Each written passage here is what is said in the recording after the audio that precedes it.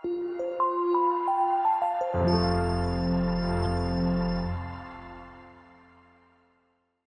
is our second Sunday for the year. At itutuloy po natin ang ating pong pag-aaral na naputol last Sunday. Last Sunday ay tinalakay po natin yung ating mensahe, New Year Perspective. Pero yung last Sunday po natin ng 2024, ang tinakal po natin ay Year-End Perspective. At nakita po natin doon ang ilang mga bagay kung bakit kailangan nating pahalagahan ang buhay po natin. Unang-una, nakita po natin na maiksi ang buhay. Maiksi ang buhay. Compared to eternity, life is so short. Kapag bata-bata ka pa, malakas ka, akala mo habang panahon kang mabubuhay. Pero pag nagkakaedad ka na, marami nang nararamdaman, doon mo na malalaman na malapit nang matapos yung buhay. Then may mga priority po tayo sa mga buhay po natin. May mga bagay na nangyayari sa buhay natin that we have to accept them, that they will naturally come. But the tragedy is we make plans na hindi natin isinasama ang Panginoon. Kung ang Diyos po ang siyang nagbigay ng buhay sa atin, siya ang lumikha sa atin. Ibig sabihin, hindi niya tayo nilikha for no reason at all. May purpose po ang Panginoon kung bakit niya tayo nilikha. And most people fail to discover the will of God and purpose of God in their life. Kaya nabubuhay sila para sa kanilang sarili lang. Kaya at the end of their life, kahit anong achievement man ang narating nila sa buhay, they feel empty. Bakit? Kasi hindi nila na-fulfill yung purpose ng Panginoon sa kanilang mga buhay. So yun po yung ating mensahe last Sunday ng taon. Ngayon yung first Sunday ng taon po natin, New Year Perspective. New Year Perspective. We want ourselves to improve sa taong ito. And in order to do that, kailangan nating mag-set ng mga goals. Goals that are achievable. Kasi may mga goals na idealistic. Idealistic in the sense na nangangarap tayong ito yung gusto nating mangyari. Pero alam mo, sa sarili mo, hindi mo naman kayang gawin yon. Like for example, this year, ang gusto ko maging milyonaryo ako. Idealistic. But is it realistic? Doable ba siya? Achievable ba siya? Ngayon, kung sa tingin mo achievable siya, you need to make necessary steps in order to achieve that. Pero kung hanggang pangarap ka na lang, pero wala ka namang ginagawang hakbang to achieve that dream, then it becomes illusion. Kasi wala ka namang ginagawang effort para maabot mo yon. So yun po yung ating pinag-aralan last Sunday. At ang mga points po natin dyan, kapag meron kang gustong gawin, unang-una, yung personal desire. Ikaw mismo, gusto mo yon. Hindi yung pinilit ka lang, tinulak ka lang, nasulsulan ka lang, nasama ka lang, nadamay ka lang. Personally, ikaw, gusto mo yung changes na yon. Then, ang Panginoon, gusto din niya. Hindi lang ikaw ang may gusto. We should always consider na anuman ang gusto nating mangyari sa buhay natin, hindi lang tayo dapat ang may gusto. Dapat kalooban din ito ng Diyos sa atin. At kapag kalooban din ito ng Diyos sa atin, siya ang magbibigay ng kakayahan sa atin. Magbibigay ng lakas sa atin para magawa natin yon. Yung divine enablement ng Panginoon. Then, yung personal choice, simulan mo yun ngayon. Meron tayong tinatawag na cynical attitude na sa colloquial mentality natin, manana habit. Yung pagpapaliban sa mga bagay na kaya mo nang gawin ngayon. Halimbawa, kumain kayo ng hapunan, tambak yung hugasin sa lababo, naantok ka na, sabi mo, bukas na. Pinagpabukas mo. Kaya mo namang gawin na ngayon. Kinabukasan, mag-aalmusal kayo, wala kayong magamit na mga pinggan at kubyertos dahil nasa lababo pa. So, nagkakaroon ng compromise minsan sa buhay natin kapag pinagpapaliban natin yung mga bagay na kaya na natin gawin ngayon. Yun yung cynical attitude. Kailangan piliin natin personally na kung may gagawin tayo, kaya na natin ngayon, gawin na natin ngayon. Amen? Few years ago, o 2 years ago, nung nagta-travel po kami from Nueva Vizcaya, pauwi na, yung kasama ko sa sakyan, tinanong niya ako, sabi niya, Pastor Jun, ayaw mo bang magkaroon ng malaking motor? Sabi ko, gusto ko. Kaya mo namang bumili, ba't hindi ka bumili? Sabi ko, may mga priority akong pinagkakagasusan. May mga obligations. May mga gusto akong unahin. Kailangan ng mga yon. Yan, gusto ko lang, pero hindi siya kailangan. Ito ang sinabi niya sa akin. Kung maghihintay ka ng panahon na kaya mo na at gusto mo na, baka by that time, mahina ng tuhod mo, di mo na kaya. Ngayon, habang malakas ka, enjoy life while it lasts. Napaisip ako dun eh. Diba? Yung mga mag-asawa na gusto mo nang i-enjoy ang pagiging mag-asawa, hindi muna tayo mag-aanak. Enjoy muna natin yung buhay natin, trabaho muna, mamasyal muna tayo, travel muna. 50 years old na sila, noong financially secured na sila. Palagay nyo magkakanak pa sila? Hindi na. Diba? It's too late. While you can, gawin mo na. Pero, kinakailangan binabalanse pa rin natin yung buhay natin. Hindi lahat ng gusto mo, gagawin mo. Disregarding all the priorities of life. So marami po tayong mga kinoconsider na mga elements sa buhay natin para mabalanse natin yung buhay natin. Amen? So ngayong umaga, in continuation dun sa pinag-aralan po natin last Sunday, how to know the will of God for myself. Papaano kung malalaman yung kalooban ng Diyos sa aking buhay? Kasi our life is full of decisions and choices. Palagi po tayong nagpapasya, namimili at nagdedesisyon almost every moment of our life. Paggising mo pa lang, magdi-decide ka na eh. Anong uunahin ko? Magpe-pray muna ba ako o sisilipin ko muna yung cellphone ko? Nandun na eh. You have to make a choice paggising pa lang. Natutukso kang tingnan yung mga naipon na mga messages sa messenger mo, or manalangin ka muna sa Panginoon. Pagbangon mo, anong unahin ko? Magtututbrush muna ako o gagawa ko ng kape? Another decision. Pagkatapos mo maligo, anong isusuot ko sa mga to? Sa dami ng damit mo, hindi mo alam kung anong isusuot mo. Kaya minsan, hindi talaga nakakabuti yung sobra. Mas maganda yung sakto lang, yung sapat lang. Sobrang dami ng damit mo, hindi mo naman nasusuot lahat, hindi mo alam kung anong susuot mo doon. Sobrang dami ng sapatos mo, hindi mo naman nasusuot lahat, hindi mo alam kung anong susuot mo sa mga iyon. Sobrang dami ng girlfriend mo, hindi mo alam sinong date mo. So, napakaraming mga choices almost every day. Ngayon, sa personal nating buhay, may mga decision din tayong ginagawa that might affect us for the rest of our life. May mga decision kasi na temporary lang yung epekto. Kahapon, karoon ng event yung mga young people. Sobrang dami nila, nagkulang yung pagkain. Tapos kami naman, nasa main church kami. 2 o'clock na, hindi pa kami kumakain. 12:30, tinanong ko yung mga speaker doon, kung may magsasalita pa, sabi ko, lunchtime na.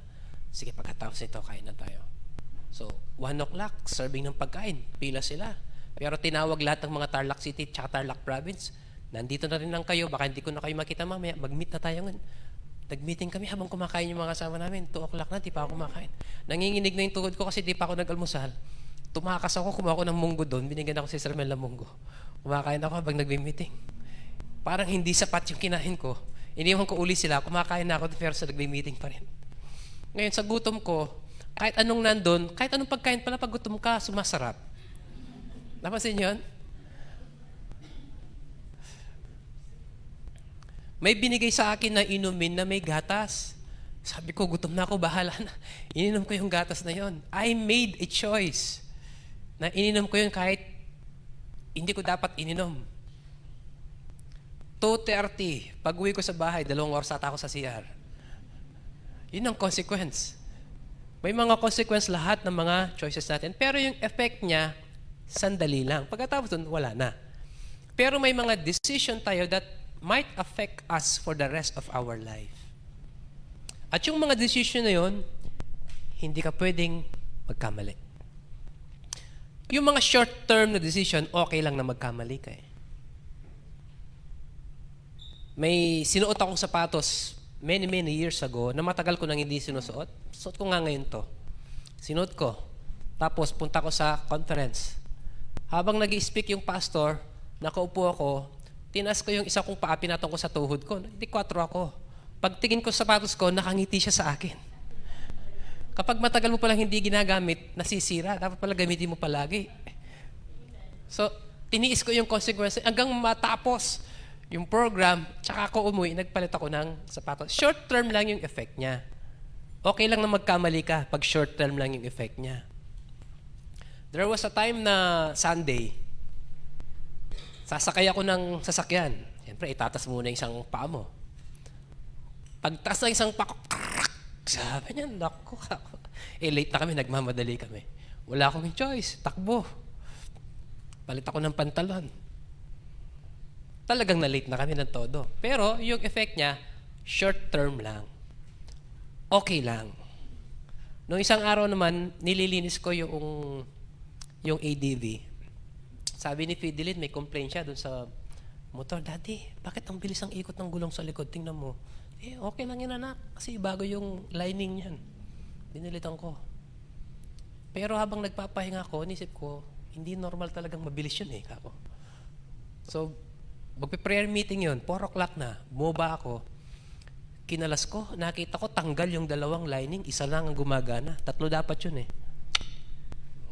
So, buti yung pinaggamitan, hindi ko pa tinapon. Nandun, binalik ko ulit. Talpak, magmamadali ako kasi magpe-prayer meeting na. Pak.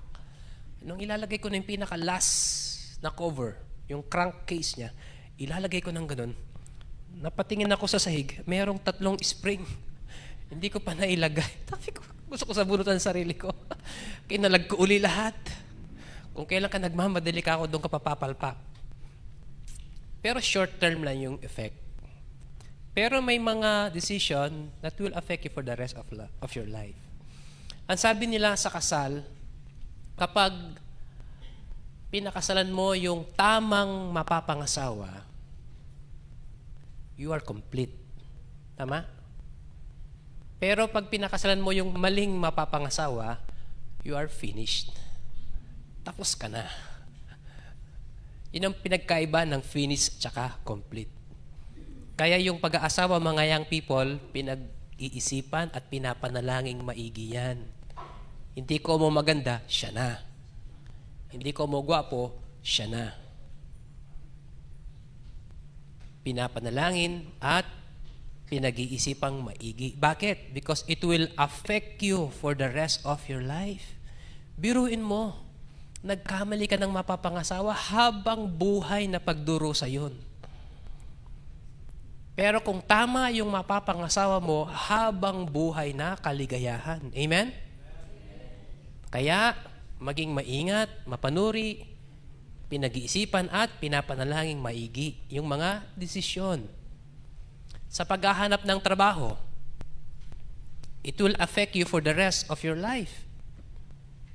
Ano yung course na kukunin mo pag magka-college ka na? Kasi yun ang preparation mo sa magiging career path mo after ng college mo. Pinili mo sa medical field. Nag-aral ka ng college, nursing, medicine. So, from nursery hanggang college, merong kinalaman sa medical field ang iyong kinuha. 19 years of your life, inubos mo sa pag-aaral para lang sa kurso na yon. Pagka-graduate mo, ayaw mo pala nakakakita ng dugo. Nahihimatay ka pag may nakikita kang dugo. Magta-tricycle na lang ako. Walang dugo doon. Langis lang. Sayang yung 19 years, di ba? Because that decision will affect you for the rest of your life. Ngayon, para hindi tayo magkamali, anong kailangan natin gawin? Kailangan i-discover natin kung ano yung kalooban talaga ng Panginoon sa atin. Ano't ba yung kalooban ng Panginoon sa buhay ko? Because there are several things in our life that will affect us not only short-term but long-term sa mga buhay natin. Pagkuha natin ng trabaho, yung decision mo na gusto mong mag-business. Anong klaseng business ang pwede mong pasukin? Pinag-iisipang maigi yun eh. Yung pagkuha mo ng kurso, yung church na atinan mo, yung mga magiging kaibigan mo, yung pagtulong sa mga kamag-anak, pinag-iisipan din yun. Kung kaya mo ba for the long term. Yung mga damit na bibilhin mo, pinag-iisipan din yun. Tayo kasi kapag bibili tayo ng damit dahil wala tayong pera, yung price tag ang una nating tinitingnan eh. Hindi mo na yung size. Pero yung mga walang pera, hindi na tinitingnan yung price tag, hindi na issue sa kanila yun. Basta gusto nila yung kulay, kasya sa kanila, lagay sa basket. Bahala na kapag nagbayad na sa cashier kung magkano yun, kaya naman nila eh. Pero tayo na walang pera, yung dinidisregard nila, yun ang una nating tinitingnan. At kapag pasok sa budget, at saka mo titingnan ngayon kung kasya, isusukat mo na sa fitting room. Di ba? Kung magbabakasyon tayo, kapag bakasyon, pinag-iisipan din natin because it is a decision that will affect our finances. Kung kaya natin yun. Merong isang church sa New Hampshire, nire-require nila yung pastor nila na magbakasyon once a year. 5 days. Kapag hindi niya ginawa yon, ifa-fire out siya. Determinate siya. Ganun po sa Amerika, for hire, yung mga pastor dun. May kapangyarihan yung church na sisantahin yung pastor nila. Buti na lang, wala ako sa Amerika. Kundi matagal na akong na-fire out. Ngayon, ano yung ginagawa ng maraming tao kapag kailangan nilang gumawa ng decision? Yung iba, nagtotoss coin sila. Pag sinabi niyang head, at kapag tail, hindi niya ipupurso yung naisip niyang decision. Ginagamit nila yung pakikipagsapalaran or by chance. Yung ibang mga Kristiyano naman, ang ginagawa nila kapag magbibigay sila ng tithes, "O Lord, ito po lahat ng pera ko. Ihahagis ko po ito sa ere. Ang bumalik sa akin, ang hindi bumalik sa iyo." Magaling, di ba?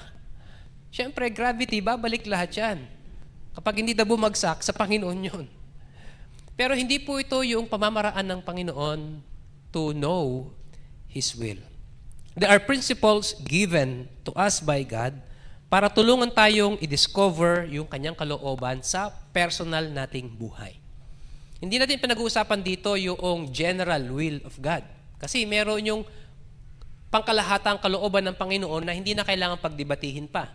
Yung pagpatay ng tao, we all know it's not right.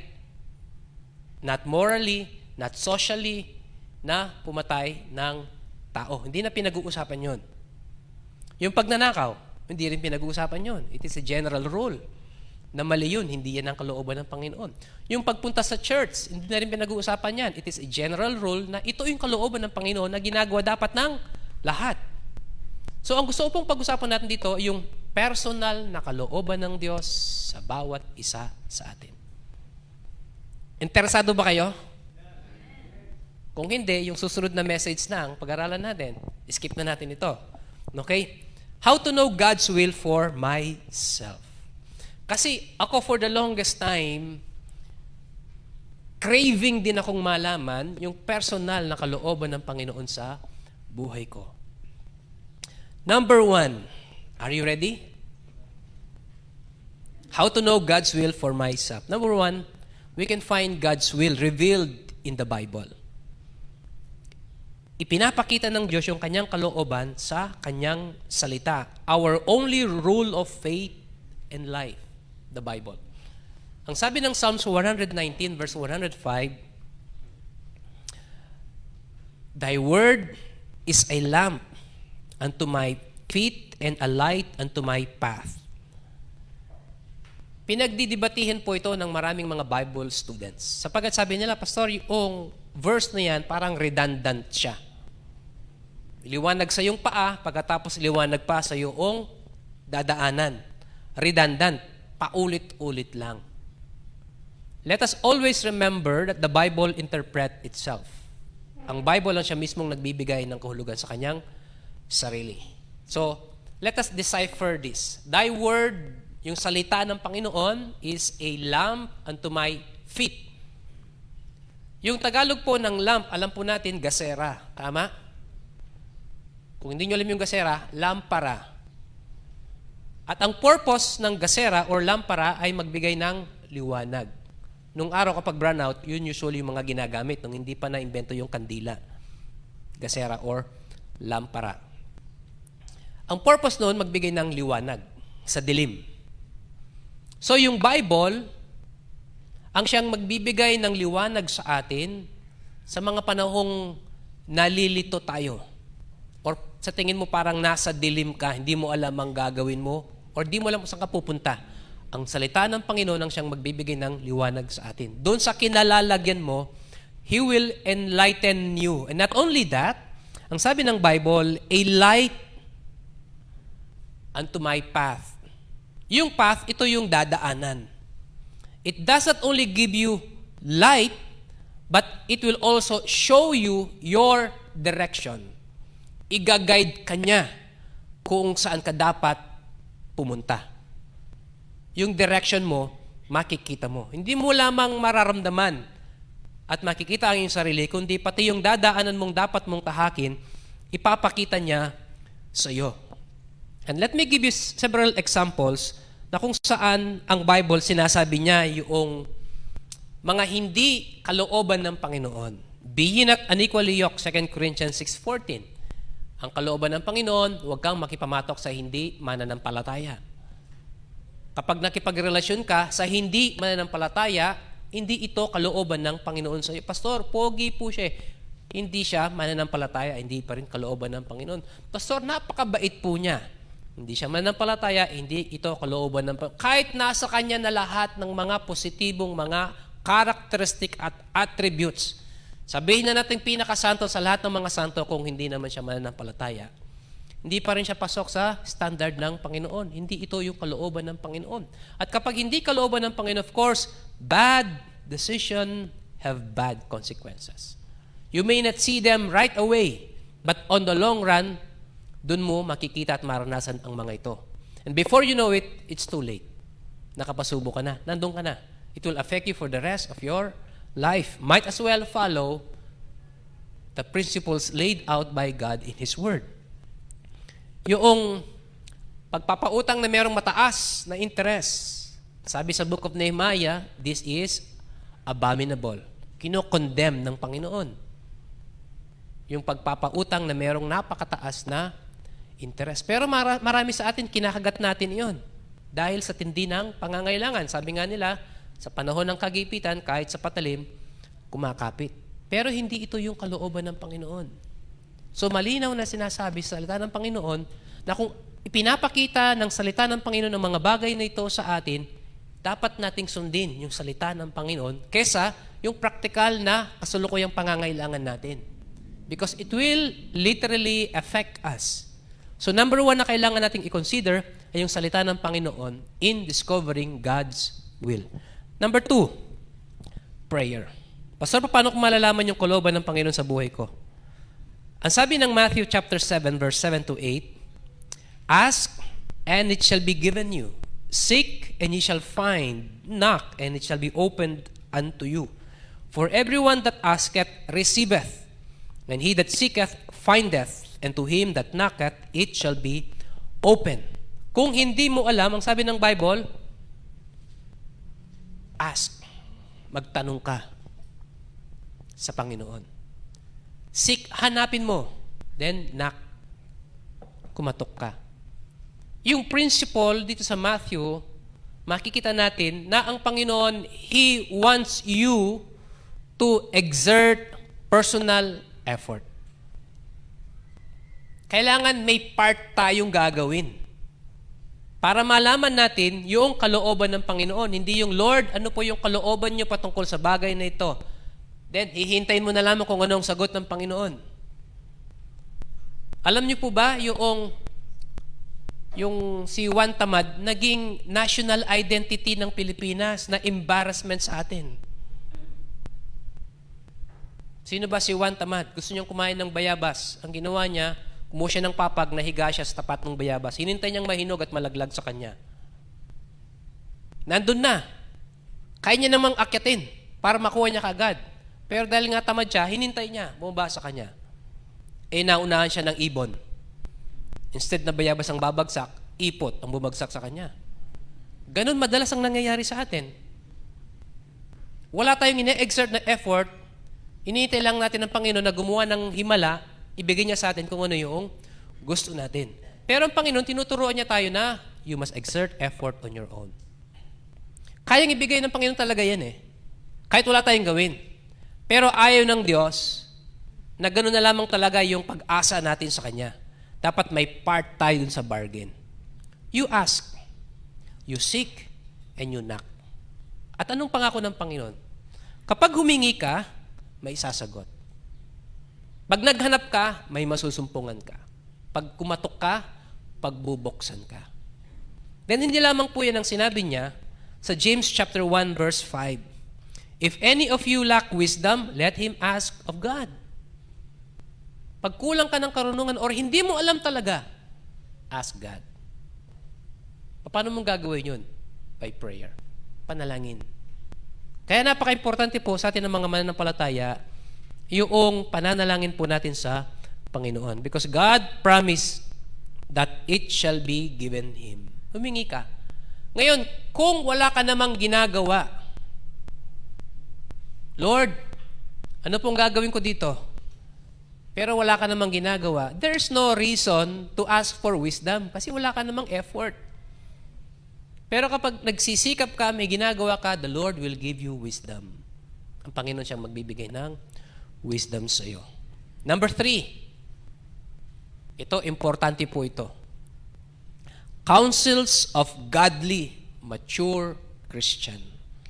Yung payo na nanggagaling sa mga mature na Kristiyano. Makadiyos na Kristiyano.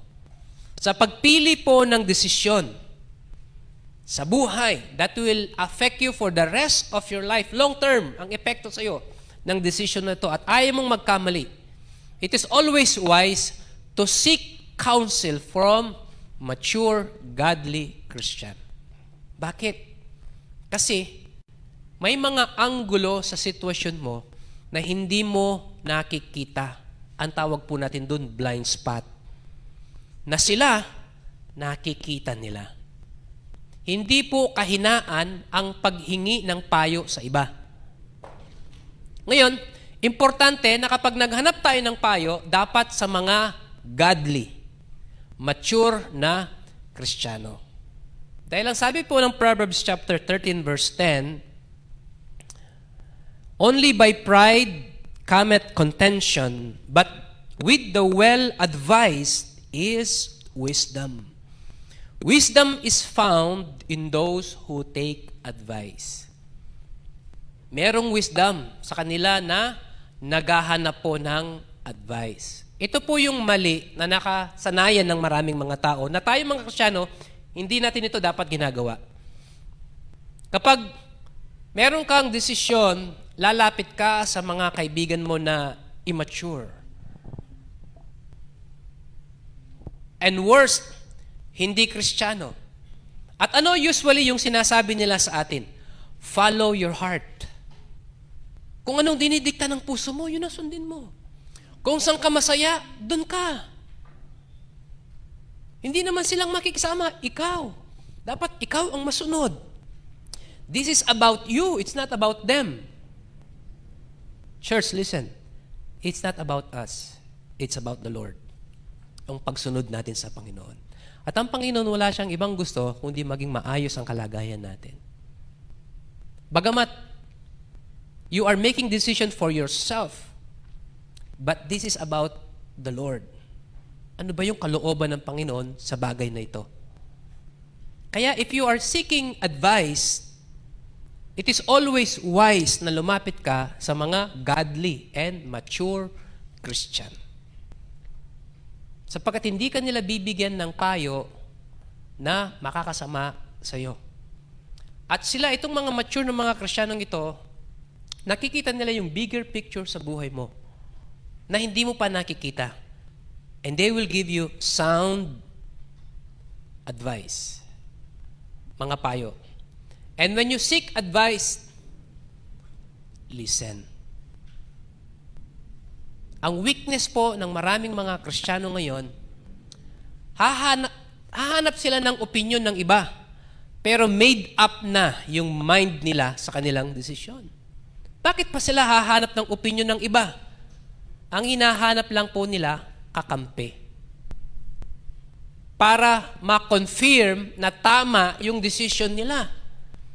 Kapag may nagsabi sa kanilang mature Christian na hindi tama yan, ganitong gawin mo, hindi niya pakikinggan. Bakit? Kasi made up na yung mind niya eh. What is the sense na hahanap ka pa ng opinion ng iba kung ikaw mismo decided na? So, doon na nagsisimulang masira yung sound judgment natin. Sapagkat, tayo na ang nasunod, hindi na ang Panginoon.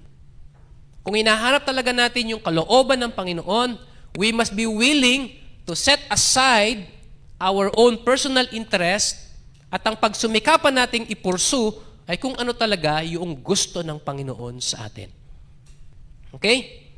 Number 4, providence.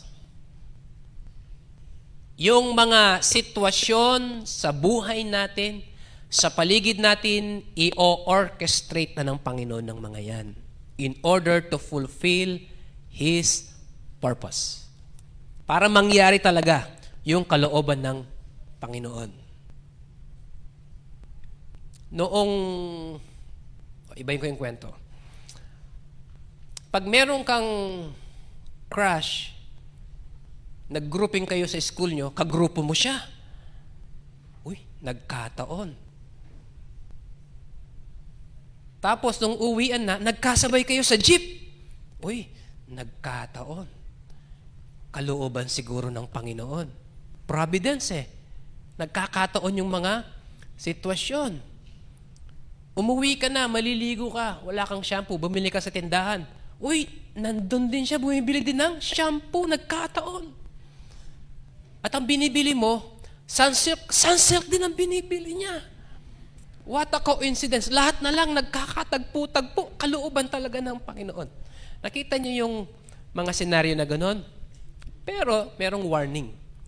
Hindi mo pwedeng gamiting basihan alone yung mga providence na ganon para sabihin mong ito na yung kalooban ng Panginoon. You cannot use that single element to use as an indicator na ito yung kalooban ng Panginoon. Marami ka pang dapat na i-consider. Okay? Then number 5, passion. Yung kalooban ng Panginoon, it should always be aligned dun sa gift na binigay ng Diyos sa'yo. Yung mga talent na binigay ng Diyos sa'yo, naka-align siya, associated siya kung ano yung kalooban ng Panginoon sa'yo. Halimbawa, mamimili ka ng course mo. Graduating ka na ng high school. Ano yung kurso na kukunin ko? Tanungin mo ang sarili mo, ano yung hilig mo talaga? Nung elementary po ako, grade 5 ako or grade 6, pinasulat po kami ng talambuhay.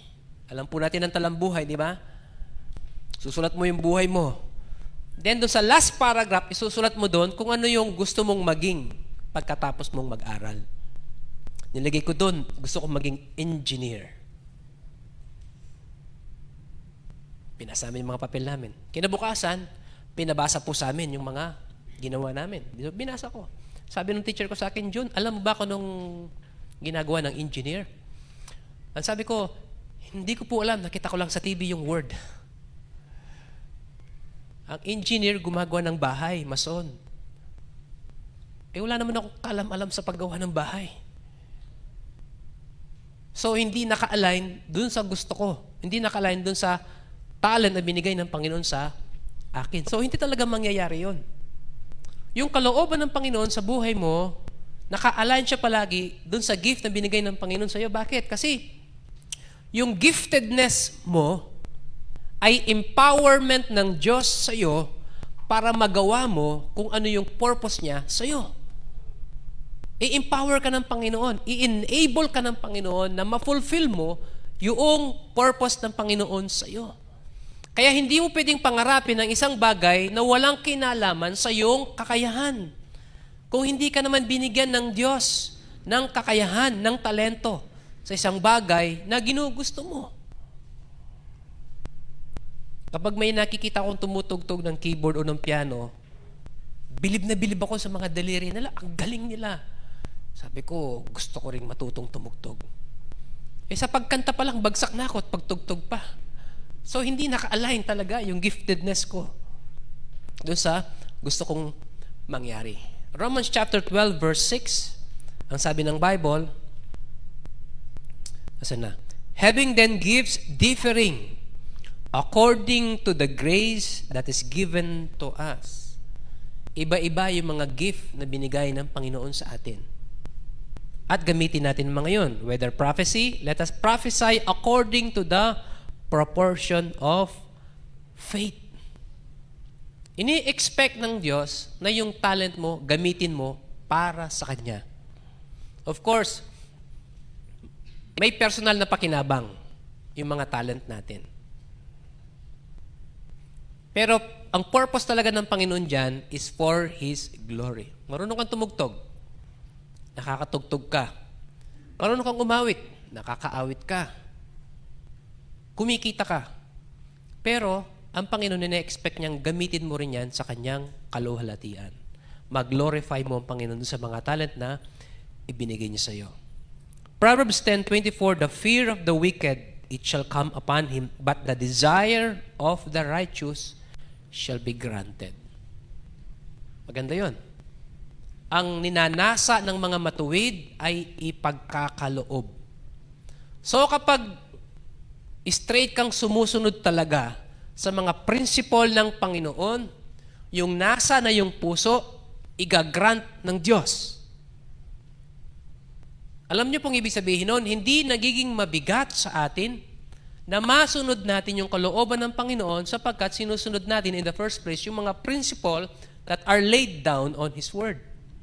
Then, last. Peace. Meron kang peace of mind sa iyong decision. Palagay ang loob ko dito, may kapayapaan ako, ito yung kalooban ng Panginoon.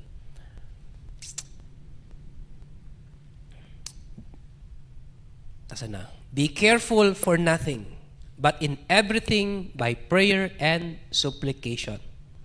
With thanksgiving, let your requests be made known unto God, and the peace of God, which passeth all understanding, shall keep your hearts and minds through Christ Jesus. Ang Panginoon ang siyang magbibigay ng kapayapaan sa iyo. Again, hindi natin pwedeng i-single out itong element na to na meron kang peace of mind, yun na talaga yung kalooban ng Panginoon. You still need to consider the other elements. Hindi lamang yung isa ang kukunin mo at lumapat siya, tama siya, ito na yung kalooban ng Panginoon. I-consider mo lahat ng mga elements na yun. So, in summary, God's method of giving guidance is through a combination of principle, preference, and providence. Yung principle, ito yung salita ng Panginoon. Dapat hindi niya bina-violate yung salita ng Panginoon. Preference, ito yung mga mature Christian na ito din ang sinasabi nila Then yung providence, yung mga circumstances sa paligid ng buhay mo, ima-manipulate ng Panginoon para madaling ma-achieve yung kalooban niya sa iyong buhay. Alam niyo, merong isang babae minsan, nagtitinda po siya ng sinulid, botones, at saka tirintas ng sapatos. Dahil hindi niya maibenta sa palengke, marami siyang kompetensya, ang ginawa niya, nagbahay-bahay siya. Patok. Nakakabenta siya. Pag dumarating siya sa isang kanto na hindi niya alam kung kakaliwa siya o kakanan, naghahagis po siya ng patpat. Kapag yung patpat tumuro sa kaliwa, kaliwa siya pupunta. Pag yung patpat bumagsak, nakaturo sa kanan siya pupunta. There was a time na nakita siyang naghahagis ng ilang beses. So tinanong siya. Ang sabi, bakit maraming beses mong inahagis yung patpat mo? Kasi gusto ko sa kanan laging kaliwa ang tinuturo niya. Ipipilit niya yung gusto niya at hindi siya titigil hanggat hindi sasang-ayon yung patpat na yun sa gusto niya. Ngayon kung ang Panginoon, meron po siyang direksyon na binibigay sa atin on a certain situation sa buhay po natin. At ito yung sinasabi ng Panginoon, might as well follow the guidance of God. Sapagkat kung ipipilit natin ang gusto natin contrary dun sa will of God, there is bad consequences. Sino po dito ang nagmumotor? Tas nga po kamay, nagmumotor. Para maintindihan niyo po sinasabi ko. Sino po dito nasubukan ng mag-angkas sa pagmumotor? Okay. Maraming salamat. Ano ang pakiramdam? Yung merong kurbadang pakaliwa. Bumabangking ka. Pero yung angkas mo, kumakanan. Ano yung pakiramdam? Natatakot siyang matumba kayo, kaya kumakanan siya. Ikaw naman kumakaliwa. Kontra kayo. Ano yung potential na mangyayari kapag ganun ang senaryo nyo? Ma-aksidente. Di ba? Ang Panginoon, may gusto siya sa iyo. May kalooban siya sa iyo. At ikaw willing kang sumunod sa kalooban ng Panginoon. Pero pag nandun ka na, nagdadalawang isip ka, Lord, parang mas maganda dito. Ganito na lang ang gawin ko, Panginoon. Eh, ang Panginoon, dinedirect ka niya. Ito ang gawin mo. Dito ka. Pero iba yung gusto mo.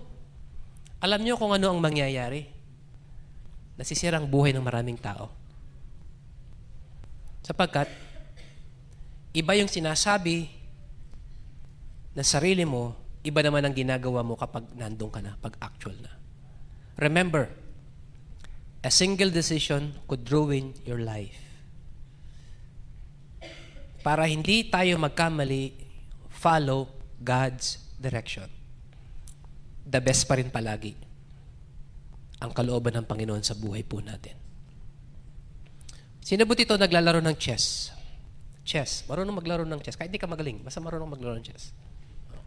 Maraming salamat. Maintindihan yung sinasabi ko. Sa paglalaro ng chess pala, marami kang matututunan sa practical na buhay eh. Diba, sa chess, mag-iisip muna bago titira. Tama? O baligtad. Tira muna, tsaka isip. Kamo. Ganun madalas ginagawa ng maraming tao. Titira muna, tsaka niya isipin kung tama yung tinira. Mali. Touch move eh. Hindi mo na pwedeng ibalik yun. Tama? Ngayon, in real life, driver ka, four-wheel or motor, papasok ka sa kanto, pumasok ka muna tsaka ka titingin. Patay ka. Diba? Dapat tingin muna bago papasok. Isip muna bago move. Ganun sa chess eh. Ngayon, pag naglalaro ka ng chess, ang una mong hahanapin, kapag nag-iisip ka pero yung iba, hindi na nag-isip, tira lang, tsaka na lang mag-isip pag tumira. Ang una mong hahanapin pag nag-isip ka is the good move. Right? Yun ang umunang hahanapin. Kapag nakita mo yung good move, ano yung susunod mong gagawin? Find the better move. Yung susunod mong hahanapin, find the better move. At kapag nakita mo na, mas maganda yun ang ititira ko.